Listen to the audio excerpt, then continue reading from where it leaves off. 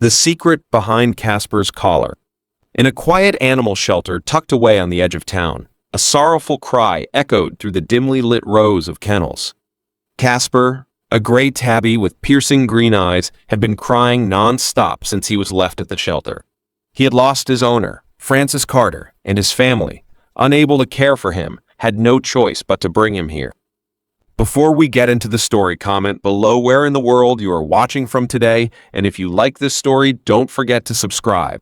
Dr. Scott Holloway, the shelter's veterinarian, had seen grieving animals before, but Casper's distress was unlike anything he had ever encountered. The cat barely ate, refused to interact with anyone, and spent most of his time curled up in a tight ball, his ears flattened and tail wrapped around his body. It was as if he was waiting for someone who would never come back. One evening, as Scott checked in on Casper, he noticed something unusual. The cat still wore his old collar, a simple red band with a small metal tag dangling from it. Scott reached out to remove it, thinking it might be too tight or causing discomfort, but the moment his fingers grazed the tag, Casper let out a low, guttural hiss. His ears pinned back, and he swiped at Scott, his claws barely missing the vet's hand. Scott froze. "All right, buddy." "Easy," he murmured, pulling his hand back. Emma Carter, the shelter assistant, had been watching from a few feet away. She stepped closer, concern etched on her face. "That's the strongest reaction we've seen from him," she whispered. Scott nodded, rubbing his chin. "Something's not right. He's guarding that collar like it's the most important thing in the world." Emma glanced at the file they had on Casper. "Grace Carter, Francis's widow, brought him in," she said. She said Casper only ever responded to Francis and wouldn't bond with the family after he passed. They promised to come back if they could, but she trailed off, biting her lip. Scott frowned. "I need to see what's on that tag." Determined, he grabbed a handful of Casper's favorite treats and a small toy mouse. He crouched near the kennel, tossing a treat toward the cat. Casper eyed it suspiciously before inching forward to sniff it.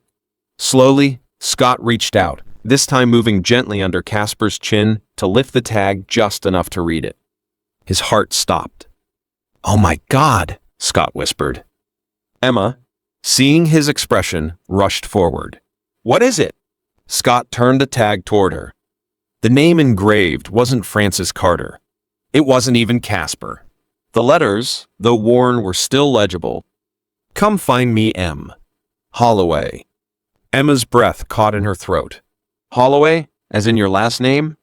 Scott's mind raced. "I don't understand. Who is M. Holloway?" Emma flipped through the paperwork again. Francis's wife said Casper was his cat for over 10 years, but this doesn't make sense. Maybe it's an old tag? Scott swallowed hard. "I need to check something." He hurried to the shelter's office, logging into the city's pet registration database. His fingers trembled as he typed M. Holloway into the search bar. The result that popped up nearly knocked the air from his lungs. Registered pet owner, Margaret Holloway. Scott's grandmother. But she had passed away 15 years ago. Emma hovered over his shoulder. "Margaret Holloway, was she?" Scott nodded, voice barely above a whisper. "She was my grandmother. She had a cat named Casper when I was a kid, but he ran away after she passed. We never found him." Emma covered her mouth with her hands. "Scott, do you think this is him?" Scott shook his head in disbelief. "It's impossible. He'd have to be over 20 years old." But as the memories flooded back, pieces of the puzzle clicked together. He remembered his grandmother's Casper, a gray tabby, just like the one sitting in the kennel now. He remembered how Casper had been inseparable from Margaret. Had the cat somehow found a new home, bonded with another elderly person, and stayed with them until history repeated itself? Scott stood abruptly. "I need to go see Grace." Later that evening, Scott knocked on the door of Grace Carter's house. The elderly woman opened the door with weary eyes, clearly still grieving. "Dr. Holloway," she greeted softly. "Is something wrong?" Scott held up Casper's tag. "Grace, do you know anything about this?" Her eyes fell on the tag, and immediately she gasped. "Oh my goodness." That was Francis's biggest secret. Scott's brow furrowed. "Secret?" Grace hesitated, then stepped aside. "Come in." As they sat in her living room, she took a deep breath. Frances found Casper 15 years ago. He was a stray, skinny, starving, but friendly. He had no idea where he came from, but when he checked the collar, the tag said, Holloway. Francis tried to find the owner, but by then, too much time had passed. He didn't want to take him to the pound, so he kept him. He always said he felt like Casper chose him for a reason. Scott ran a hand through his hair. My grandmother passed away around that time. Casper was her cat. We thought he was gone forever. Grace's eyes welled with tears. He must have been looking for her. And when he found Francis, maybe he saw something familiar in him. The weight of it all hit Scott like a tidal wave. This cat, this tiny creature, had spent his life loving two different people who needed him, staying with them until their final moments. And now, he had no one left. Scott swallowed past the lump in his throat. Grace, I'd like to take him home. The woman smiled through her tears. I think that's exactly where he's meant to be. When Scott returned to the shelter, Casper was curled up in his kennel, still looking lost. But when Scott knelt down and whispered, Hey, old friend, ready to go home? Something in Casper's eyes changed. Recognition? Relief? Scott didn't know for sure. But when Casper pressed his small head into his palm and let out a soft, tired purr, he knew one thing. Somehow, against all odds, Casper had finally found his way back. The secret of Casper's collar. Dr. Scott Holloway stood in the Grand Carter estate, the air thick with the scent of polished wood and faded memories. He had come seeking answers, yet with every step, new mysteries unfolded before him. The photograph of Francis Carter and his wife, Grace, smiling with Casper nestled between them, tugged at his mind. The collar around the cat's neck was unmistakable, the same one Casper still wore. But the name on the tag was different. Scott turned to Jane Carter, Grace and Francis's daughter, who stood clutching a thick photo album. She had just revealed something surprising. Francis had found Casper after the cat had been hit by a car. Oh, he tried to take him to the vet, Jane continued, her fingers tightening around the book. But when Dad found Casper, he was in bad shape, too weak to even move. We didn't think he would make it. Scott frowned. Then why didn't he bring him in? Jane hesitated before sighing. My father was a kind man, but he had a habit of keeping secrets. He didn't trust many people outside the family. When he found Casper, he saw something in him. It was like they were kindred spirits, both had lost something. So instead of taking him to the vet, he nursed him back to health himself. Scott nodded, his mind still racing. But that doesn't explain the collar. Jane opened the album, flipping through yellowed pages until she landed on an old, faded picture. It showed Casper curled up on a stranger's lap, a man Scott had never seen before. The caption read, M. Holloway and Casper, 2006. Scott's breath caught in his throat. He traced the name with his fingertips. Holloway, he whispered. Jane glanced at him curiously. That name means something to you? Scott swallowed hard. M. Holloway was my grandfather. A heavy silence filled the room. Jane's eyes widened in shock. Wait, you mean Casper used to belong to your family? Scott could barely process it himself. He had vague childhood memories of a gray tabby always lounging by his grandfather's chair. But after his grandfather passed away, the cat had disappeared. His family assumed Casper had run away, lost in grief. But he hadn't. He had found Francis Carter. Scott exhaled sharply.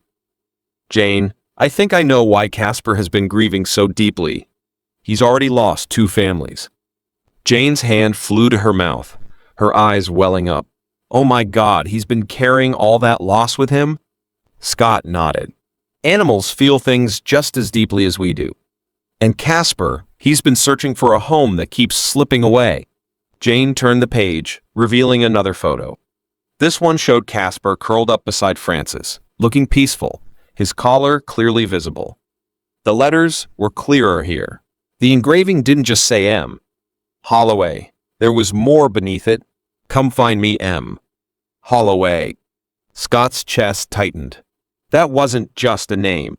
It was a message. A message from his grandfather. Scott sat down, running a hand through his hair. His grandfather had loved Casper deeply. Had he left that note in case the cat ever got lost? Had he hoped that one day Casper would find his way back? And now, fate had finally led Casper home, bringing Casper back. Scott stood outside the Carter estate, Jane at his side, both staring at the cat carrier in his hands. Inside, Casper sat silently, his green eyes watchful but no longer filled with the same sorrow. "What will you do now?" Jane asked softly. Scott inhaled deeply. "Take him home." Jane smiled. "I think that's exactly what my father would have wanted." That evening, as Scott opened the door to his house, Casper stepped cautiously into the familiar yet unfamiliar space. He sniffed the air, his tail flicking curiously. Scott knelt down, watching him closely.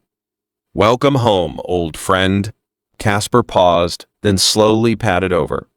He rubbed his head against Scott's hand, his purr deep and steady.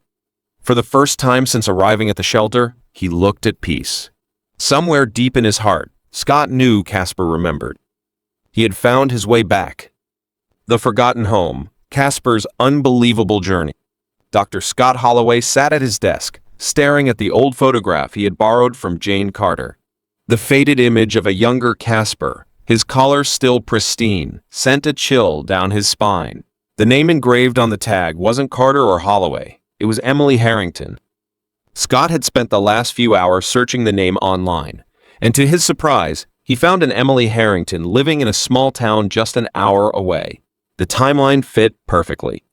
If Casper had belonged to her before Francis Carter took him in, then the cat had been carrying a lost past, one filled with unanswered questions.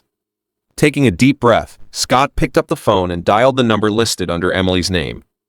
"Hello," a woman's voice answered, hesitant yet polite. Scott hesitated for a moment before speaking. "Miss Harrington, my name is Dr. Scott Holloway. I'm a veterinarian at the Holloway Animal Clinic. I believe I may have found your lost cat."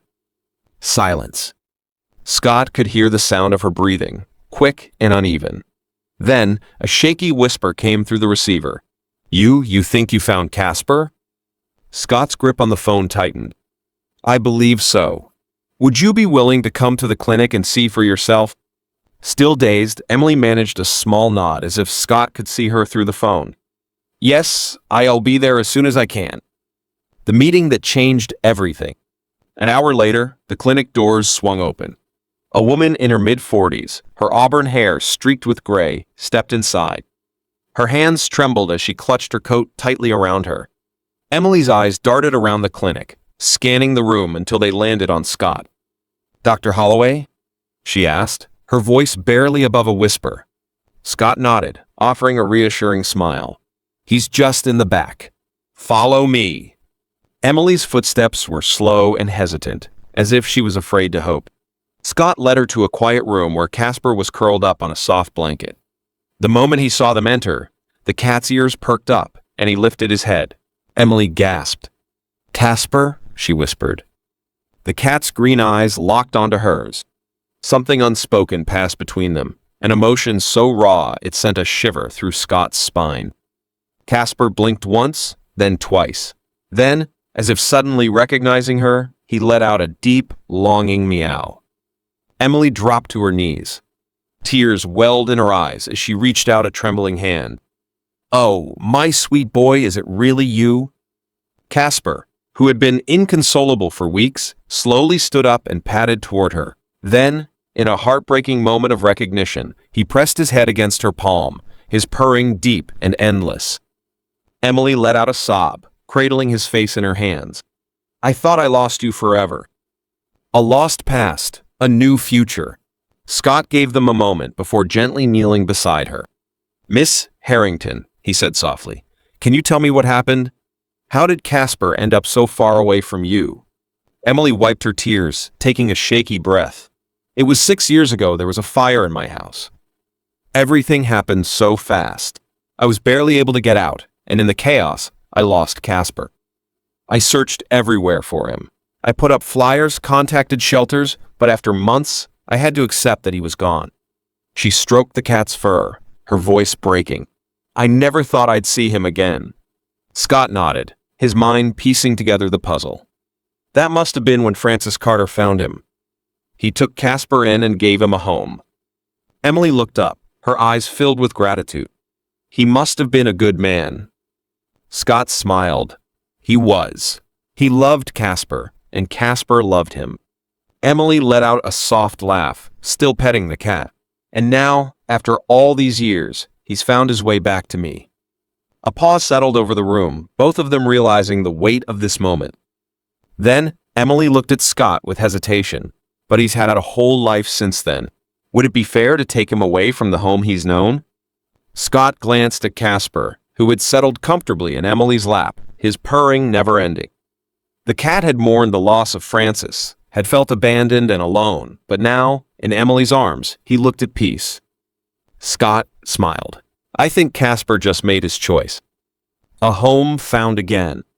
The news of Casper's reunion spread quickly through the clinic, with Emma and Yara watching the tearful farewell as Scott helped Emily prepare Casper for the trip home. As she held him close, Emily whispered, "I'll never lose you again." Scott watched as they left, a warmth spreading through his chest. Casper had found his way home not once, but twice. And this time, he was finally where he belonged. A love that spanned two homes. Dr. Scott Holloway had seen plenty of emotional reunions in his career, but this one was different. There was something profound about the way Casper, the gray tabby, nestled into Emily Harrington's touch, his deep purr resonating like a song lost in time. The weight of 6 years of separation melted in that single moment, and yet, just as the warmth of reunion settled, an unexpected twist arrived. Grace Carter. Grace stood near the front desk, her hands trembling as she held her purse strapped tightly. Her aged face carried an expression of sorrow, uncertainty, and something else, fear. Scott approached her, his voice gentle yet firm. "Grace, you came." She swallowed hard, her voice barely above a whisper. "I heard you found a cat." Scott exchanged a quick glance with Emily before nodding. "Yes, we did." Grace's throat bobbed as she hesitated. Then, in a voice that barely held steady, she asked. Emily stepped forward, her heart hammering in her chest. The woman before her was grieving just as much as she had. There was no mistaking the pain in her eyes. It was the same longing Emily had carried for years. Scott could sense the tension, the weight of what was about to unfold. There was no easy way to have this conversation, no simple way to untangle a past that had led two different women to love the same cat. Emily took a deep breath. "Yes," she answered, her voice steady but filled with emotion. "Casper was mine once. I lost him years ago." Grace's grip on her purse strap tightened. "And he became mine." A silence settled between them, heavy with unspoken words. The room was filled with more than just a cat's journey. It held the heartbreak, love, and memories of two families who had unknowingly shared something irreplaceable. Two sides of the same story. "I searched for him for months," Emily continued, her voice breaking slightly. "I put up flyers, checked shelters, but he was gone. I had to force myself to move on, but it always felt like a piece of me was missing." Grace let out a slow breath, nodding. "And then Francis and I found him," she whispered. "He was thin, scared, but we gave him a home. He became our family." Her voice cracked as she added, "After my husband passed, he was all I had left."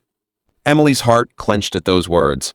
She had spent years grieving the loss of Casper, but Grace had spent years loving him. How could she deny the depth of that? Neither woman had taken Casper away out of cruelty. He had simply belonged to them both. Scott watched as the realization dawned on them. He saw the shift in their expressions, from grief to understanding. There was no blame to be placed here, no side to be taken, only love for the same cat. An unconventional solution. After a long silence, Grace finally exhaled and gave a small, tired smile. "I suppose he's always had two families, hasn't he?" Emily blinked, the thoughts settling in. Slowly, a smile tugged at her lips. "Yes, I think he has." And with that, a decision was made, one that neither of them had anticipated, but both felt was right. They would share Casper. It was unconventional, even unusual, but it was the only choice that made sense. Grace would have him for part of the year, and Emily for the other. a cat with 2 homes, 2 families, and all the love he could ever need. Scott couldn't help but smile. In all his years as a veterinarian, he had never witnessed a reunion quite like this. It wasn't just about finding a lost pet, it was about finding closure, healing old wounds, and realizing that love is boundless. Casper's choice. As if sensing the agreement, Casper let out a soft chirp and rubbed against both women, his tail flicking lazily in contentment. It was almost as if he had chosen this outcome himself. This cat, Scott mused, watching the moment unfold, has brought 2 families together in a way no one could have expected. Emily chuckled, wiping her eyes. He's always been full of surprises. Grace nodded. And now, he gets the best of both worlds. As the 2 women finalized plans, Scott felt a sense of fulfillment wash over him. Casper's journey had come full circle. He had never truly been lost. He had just been waiting for the right moment for his 2 worlds to collide. And now, he had found his way home twice. The unexpected bonds that shape our lives. Life is often filled with unexpected twists, just like Casper's story, where love wasn't about ownership but about sharing, understanding, and letting go. His journey, spanning across 2 families, teaches us a profound lesson about how connections in life aren't always straightforward. Much like Casper's 2 owners, we sometimes believe we must choose between people, experiences, or paths. But the truth is, life is rarely so black and white. Sometimes, the best outcome is not about making a choice, but about embracing both options. In today's world, we often find ourselves clinging to what we think is ours, be it relationships, possessions, or past experiences. But just as Grace and Emily learned, love doesn't diminish when it is shared, it grows. Whether it's friendships, family relationships, or even opportunities, holding on too tightly can sometimes create more pain than letting go. Many of us have experienced loss in some way, perhaps losing touch with a close friend, the end of a relationship, or even a career path that once felt like our calling. In those moments, it's easy to feel as though we have lost something forever. But Casper's story reminds us that sometimes what we thought was lost was simply finding a new home, a new purpose, or a new way to exist in our lives. Take relationships, for example. Often, when people drift apart, there's a tendency to view it as a failure, something that didn't last, something broken. But just like Casper's 2 families, some bonds are meant to evolve rather than end. A friend who was once your closest confidant may no longer be in your daily life, but that doesn't erase the love and history you shared. Instead of mourning what's changed, we can learn to appreciate what remains.